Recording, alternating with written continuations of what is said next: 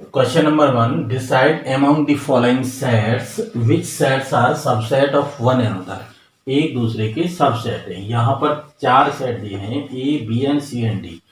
There are 4 sets which is the subset of each other. X belongs to real number, X satisfied this is given in property method या set builder method में ये लीजिए इसे। तो क्या है, x square, इसके factor किए हमने, x square minus that is 6x minus 2x plus 12 is equal to 0.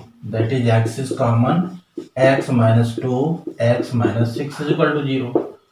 तो x minus 2 x minus 6 is equal to 0. That implies x की वैल्यू 2 and 6 हुई। तो ये जो A सेट हुआ इसमें दो एलिमेंट 2 and 6। अब हमें इसका सॉल्यूशन दिखाते हैं कौन किसका सबसेट है। अब ए के एलिमेंट आ गए 2 and 6, बी के हैं 2 4 6, 2 and 6 इसमें है, 2 and 6 इसमें है। तो ए जो है सबसेट हो गया बी का और ए इज द सबसेट ऑफ सी, क्योंकि ए के सारे एलिमेंट 2 and 6 बी में भी है और सी में भी है। तो A is the subset of B and A is the subset of C. Now B के सारे एलिमेंट सी में है, 2 4 6, 2 4 6, तो B is the subset of C. B भी किसका सबसेट है, सी का। अब बात करते हैं डी की। डी जो है किसका सबसेट है, तो डी में एक एलिमेंट है 6 ए में भी है, बी में भी है और सी में भी है। तो ये तीनों का सबसेट है। तो D is the subset of A, D is the subset of B, D is the subset of C. इस तरह से क्वेश्चन कंप्लीट हुआ। In each of the following statement, that is question number 2 of miscellaneous exercise, in each of the following statement, determine whether the statement is true or false. If it is true, prove it. If it is false, give an example. It is given that if x belonging to A and A belongs to B, then x belonging to B. Let इसका solution करते हैं। माना हमने ए set ले लिया और इसमें x Y element है, तो ये इसे सेटिस्फाइड करेगा X belonging to A. X A के अंदर है। अब ए बी सेट के अंदर है, तो बी सेट में एक तो ए है, एक मान लेते हैं कोई माना जेड है, तो ए और जेड बी सेट के अंदर। अब ए की वैल्यू ये है, ये हमने यहाँ रखी ए की वैल्यू। तो ए की वैल्यू क्या है, ये वैल्यू है एक्स एंड वाई और इसमें एक एलिमेंट जेड है, तो बी की वैल्यू ये आती है। अब वो पूछ रहा है क्या एक्स बी के अंदर है, एक्स बी के अंदर नहीं है, क्योंकि ये जो है पूरा कंप्लीट एक एलिमेंट है बी के लिए। एक्स वाई का जो है ये ऑर्डर पेयर, ये बी के लिए एक एलिमेंट है, एक्स अकेला एलिमेंट नहीं है, तो X does not belonging to B, X belonging to B नहीं है। तो इसीलिए ये स्टेटमेंट कैसा है, फॉल्स है। Now second part, A is the subset of B.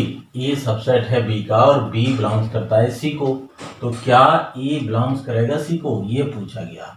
तो लेट सॉल्यूशन लिया हमने।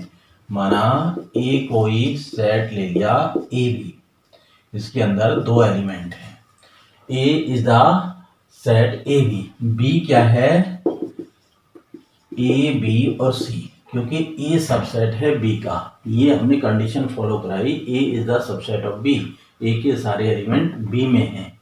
B belongs to C. अब माना सी सेट है कोई, इसमें बी तो आएगा ही आएगा, इसके बाद और कुछ ले लेते हैं हम, डी ई, इस तरह से। तो C is equal to B, B की वैल्यू ये है, बी की वैल्यू है ए बी सी डी ई, ये हो गई आपकी सी की वैल्यू। तो अब पूछ रहा है क्या ए सेट सी के अंतर्गत है, तो ए सेट ये है आपका ए बी, तो ए बी यहाँ कहीं नहीं है, तो ए सेट ए बिलोंग्स टू सी, ये कैसा हो गया, फॉल्स हो गया, यहाँ ये लाई नहीं करता है, तो this is false. Now question 2 का third, A is the subset of B, B is the subset of C, then A is the subset of C, A is the subset of B, माना हमने ए मान लिया A B, और B क्या है ए B and C. तो A is the subset of B, A के सारे एलिमेंट बी में हैं, and B is the subset of C, तो बी के सारे एलिमेंट किस में है सी में, तो सी में ही आ गया ए बी सी डी। तो क्या ए के सारे एलिमेंट सी में हैं, A is the subset of सी, ए में दो एलिमेंट ए बी ये सी में आ रहे हैं, तो ये क्या हो गया आपका ट्रू। तो A is the subset of C, this is true, ये क्या होगा आपका ट्रू होगा, ए के सारे एलिमेंट किस में है सी में, तो this option is true. A is not a subset of B and B is not a subset of C, then A is not a subset of C। ये पूछा गया है कि ये ट्रू होगा कि नहीं। A सबसेट नहीं है किसका B का, तो माना A के अंतर्गत हमने ये मान लिया A में दो एलिमेंट A एंड B है, और B में मान लिया हमने A एंड C, तो A is not a subset of B। इसको फॉलो करते हैं, A के सारे एलिमेंट किस में नहीं है B में, तो A is not a subset of B, B is not a subset of C। अब C हमने ले लिया, C ले लिया A B एंड D, तो B is not a subset of C, क्योंकि B का C इसमें C में नहीं है, तो B is not a subset of C, और इसमें ये B नहीं था, तो A is not a subset of B, B is not a subset of C, जबकि A के सारे एलिमेंट किसमें हैं B में हैं, तो A is not subset of C, ये क्या हो गया फॉल्स हो गया, तो A is not a subset of C, ये कैसा है फॉल्स है। This is if X belonging to A is not a subset of B, then X क्या B में होगा, X बिलोंगिंग टू B। तो माना हमने ये मान लिया, यहाँ एक्स वाई मान लिया, X बिलोंगिंग टू A, इसे सेटिस्फाइड कर रहा है कि X A में है। A is not a subset of B, तो A के सारे एलिमेंट B में नहीं है, हमने मान लिए Y Z है B में, तो A is not a subset of B, A के सारे एलिमेंट B में नहीं है, then X belonging to B, तो X भी B में नहीं है, इसका मतलब ये कैसा हुआ X B को बिलोंग नहीं कर रहा है, तो ये कैसा हो गया false. A is the subset of B, X does not belonging to B, X B को बिलोंग नहीं करता है, then X does not belonging to A, X B में नहीं है, B में क्या है X नहीं है, और A क्या है सबसेट है B का, तो A को हमने मान लिया, माना A और B, ए बी ये सबसेट है किसका B का, तो B में A B तो होंगे, इसके साथ हमने और मान लिए C मान लिया, तो X X B में नहीं है, देखो X B में नहीं लिया हमने, तो X does not belonging to A, क्योंकि A के सारे एलिमेंट B में होंगे, और X जो है ये कह रहा है B में नहीं है, B में नहीं है तो इसका मतलब A में नहीं। सबसेट का क्या मतलब है, माना ये सेट A है, तो A के सारे एलिमेंट B में नहीं है, जिसका मतलब हुआ यदि X इस B में नहीं है, पूरे में नहीं है, ये पूरा सेट क्या है B, X यदि B में नहीं है तो X A में भी नहीं होगा, क्योंकि A जो है B का ही पार्ट है, तो पूरे सेट B में X नहीं है तो X A में भी नहीं आएगा, तो दिस इज 6 पार्ट। तो दिस स्टेटमेंट इज ट्रू, ये क्या है X A में नहीं होगा, this is true. This is given question number 3, important question है, let ABC are set such that A union B is equal to A union C and A intersection B is equal to A intersection C, then we have to show that B is equal to C।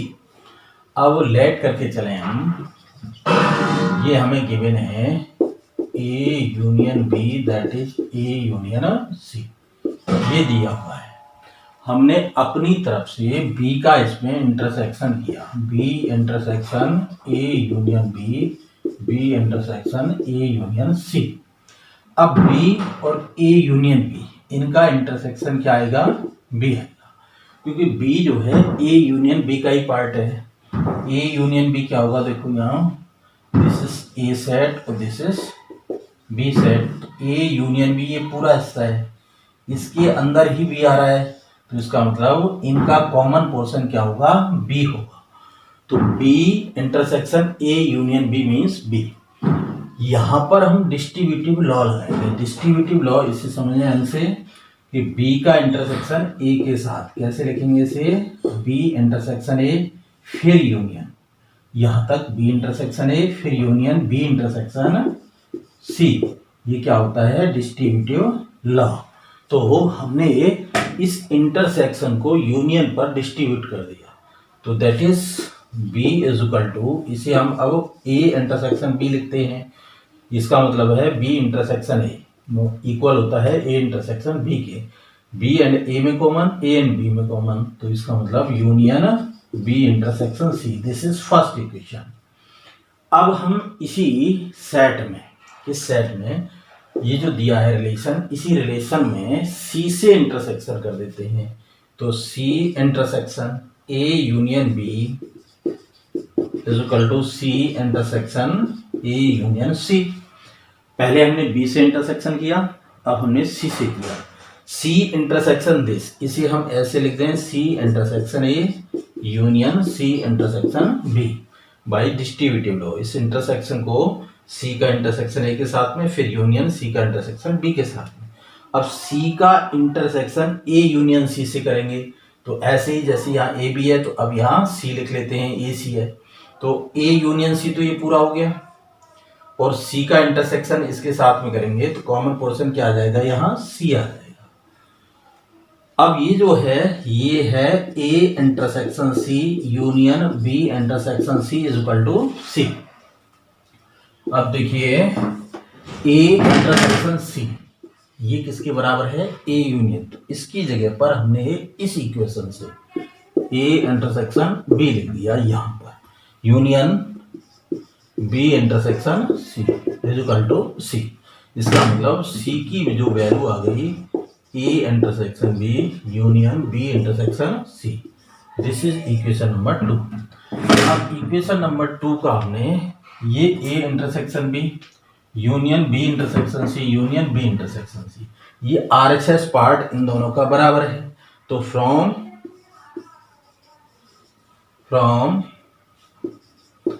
Equation 1 and 2 दोनों equation की help से क्या हो गया, B is equal to C prove हो गया। ये question number 3 that is very important.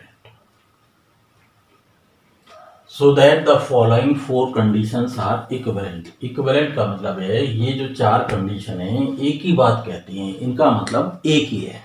तो इनको हम कैसे दिखाएंगे, पहली बात कहती है A is the subset of B, A is the subset of B, ये कह रहा है पहला। अब यही बात ये कहेगा, ये कहेगा और ये कहेगा, इसे हम प्रूफ करके दिखाएंगे। सेकंड है A minus B is equal to 5। इसका मतलब क्या है, इसका मतलब ये हुआ A minus B those element of A which are not in B, A के वो एलिमेंट जो B में नहीं है वो क्या है, 5 है। मतलब ऐसा कोई एलिमेंट A में नहीं है जो कि B में ना हो। फॉर एग्जाम्पल के तौर पर समझो, माना A is equal to A B है, तो B इज इक्वल टू हमने मान लिया ए बी सी। तो अब यहां निकालें यदि हम A माइनस बी, तो दोज एलिमेंट ऑफ B, ये क्या आएगा, 5 आएगा। A के वो एलिमेंट जो B में नहीं है, A के सारे एलिमेंट B में है, A माइनस बी क्या आया, 5 आया इस केस में। तो यहाँ क्या होगा, A के सारे एलिमेंट यदि B में हैं, तो ये स्टेटमेंट क्या कहता है, A is the subset of B।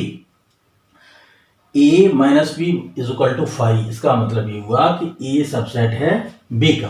तो जो बात ये पहला कह रहा था वही बात इस सेकंड ने कही। नाउ थर्ड क्या कहता है, देखो थर्ड आपका है A union B is equal to B.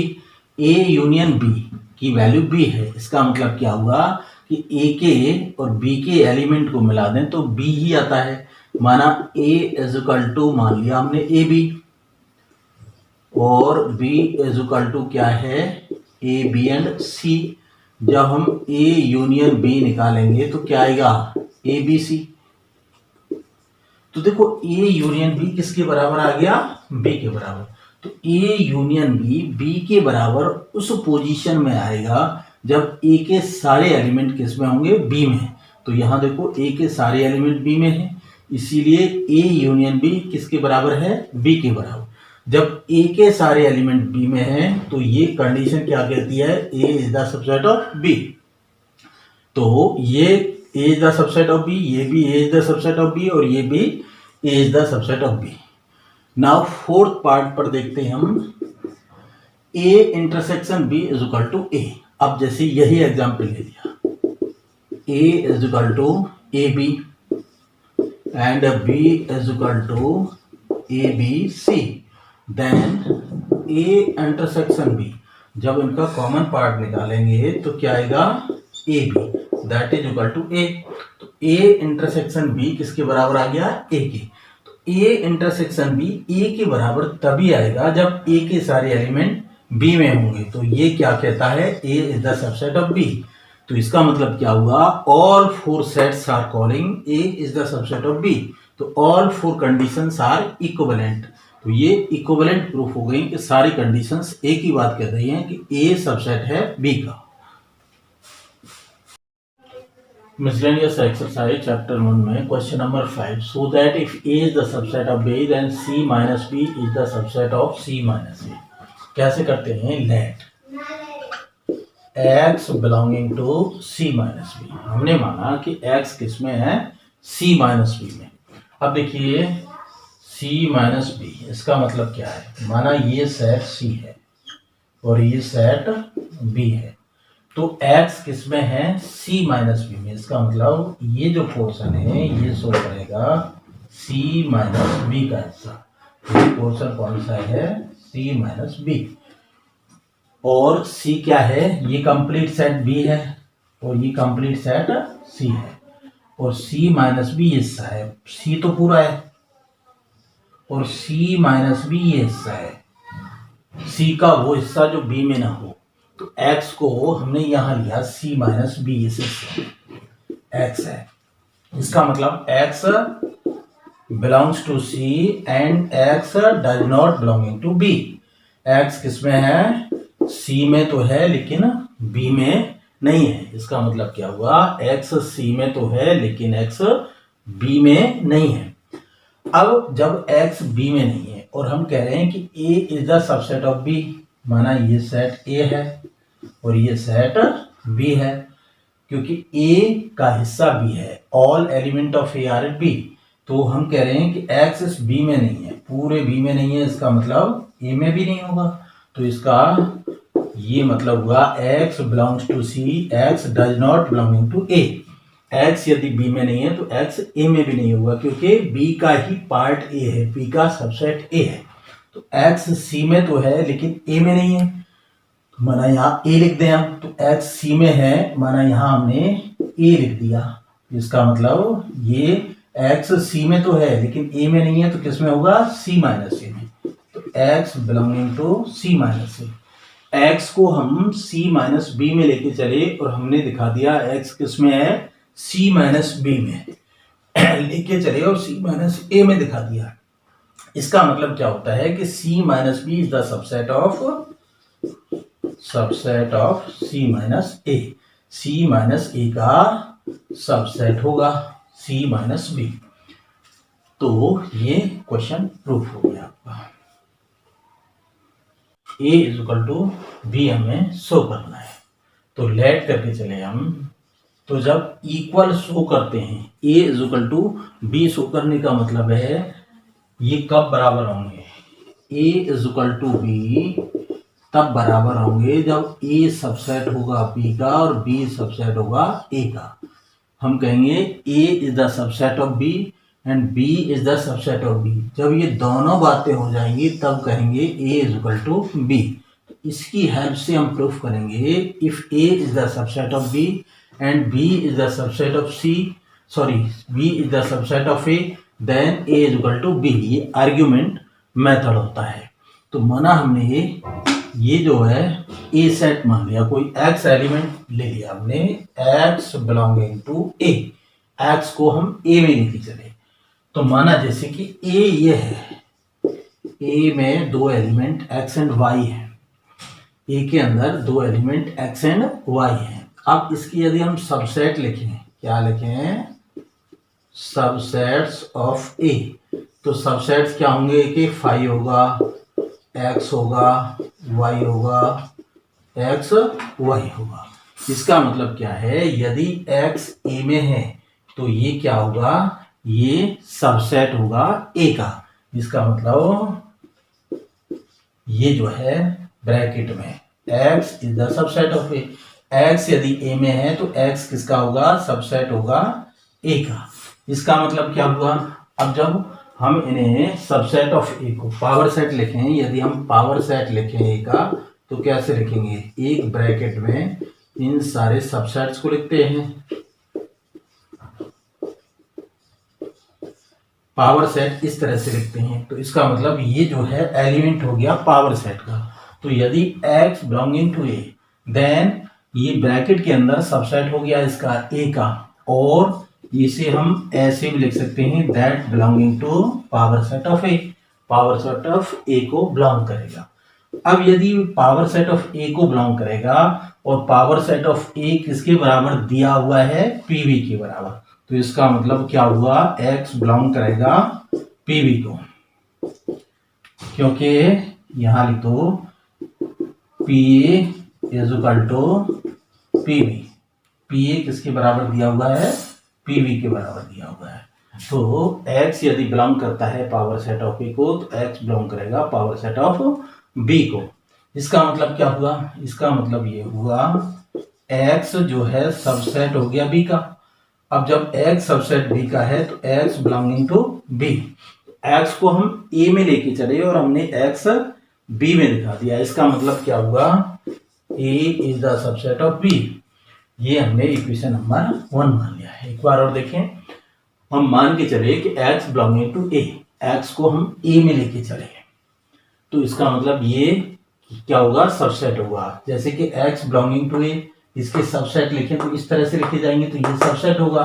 तो x is the subset of A bracket के अंदर, और पावर सेट बनाए इनका तो इस तरह से सबसेट्स को एक ब्रैकेट में लिखते हैं पावर सेट। इसका मतलब ये यहाँ पे होगा, बिलोंग करेगा, x belonging to power set of A, और power set of A is given to power set of B, तो इक्वल है, इसीलिए ये x बिलोंग करेगा पावर सेट ऑफ बी को।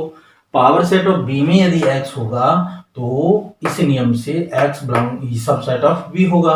सबसेट बी का है तो x एलिमेंट बी को बिलोंग करेगा, तो इसका मतलब a is the subset of b। तो ये एक इक्वेशन हमारा बन गया, a is the subset of b। Now अब हम कोई अनदर एलिमेंट लेके चलते हैं। Again let y belonging to b, y यदि b में है तो इसका मतलब ये क्या हो गया, सबसेट हो गया b का। इसका मतलब क्या हुआ, belongs to power set of B. अब पावर सेट ऑफ बी को बिलोंग करेगा तो पावर सेट ऑफ ए को भी बिलोंग करेगा, क्योंकि यहाँ पे क्या दिया है, power set of A, power set of A is equal to power set of B. तो यहाँ बी की जगह हमने क्या ले लिया, ए ले लिया। इसका मतलब क्या हुआ, y is the subset of A, y क्या होगा, सबसेट होगा ए का। इसका मतलब क्या हुआ, y बिलोंग करेगा a को, तो y को हम कहाँ लेके चले, b में। y क्या सबसेट हो गया b का, बिलोंग कर गया पावर सेट ऑफ b को, और y बिलोंग कर गया पावर सेट ऑफ a को, क्योंकि इसके बराबर है तो y सबसेट a का हो गया, y बिलोंग्स a। b में था और a में लेके चले, इसका मतलब b is the subset of a। b क्या है, सबसेट हो गया a का। अब यदि a सबसेट है b का और b सबसेट है a का, तो इन दोनों इक्वेशंस का मतलब मैंने बताया था क्या होता है, a is equal to b। तो from equation number 1 and 2, from 1 and 2, equation number 1 and 2 से क्या लिख देंगे हम, A is equal to B। यदि A सबसेट है B का एंड B सबसेट है A का, it means A is equal to B। तो from equation number 1 and 2 we can write A is equal to B। This is clear. देखिए चला पड़ता है। Question number 7, it true for any sets A and B, power set of A union power set of B is equal to power set of A union B। Justify your answer. क्या ये true है sets A और B के लिए? माना A set is given A and B, माना दो element क्या है इसमें, A and B। B set is given B and C. Then power set of A कैसे लिखेंगे, इसके subset phi A B A B।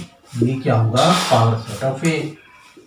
Power set of B क्या होगा, phi B C B and C। ये power set of B होगा। अब A union B, A union B, ये क्या होगा, A B एंड C। अब power set of A union B निकालें तो फाई होगा 1 1 की set A B and C, A B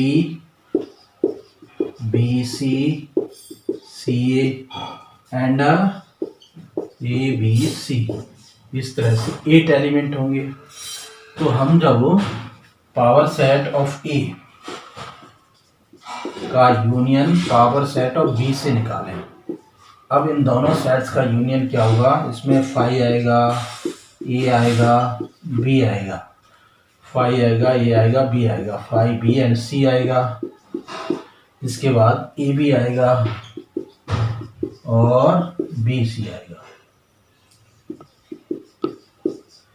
तो A B आ गया BC आ गया। तो PA यूनियन PB में है, इन दोनों का यूनियन निकाला phi A B C A B and BC। इस तरह से 1 2 3 4 5 6 एलिमेंट ये यूनियन में है। और A यूनियन B में phi A B C A B B C C A और A B C। अब जब हम ये देखते हैं कि A यूनियन B और ये आपस में इक्वल नहीं है, देखो इसमें C है A B C है और फाई है, तो फाई A B C तो मिल रहे हैं, या A B और B C, A B और B C। अब ये C A और A B C इसमें नहीं है, तो ये दोनों इक्वल नहीं है। तो ये क्या है, इज इट ट्रू, तो दिस इज नॉट ट्रू। ये क्या होगा, फॉल्स होगा। स्टेटमेंट कैसा होगा, ये फॉल्स होगा।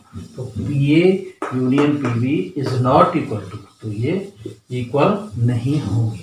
क्वेश्चन 7।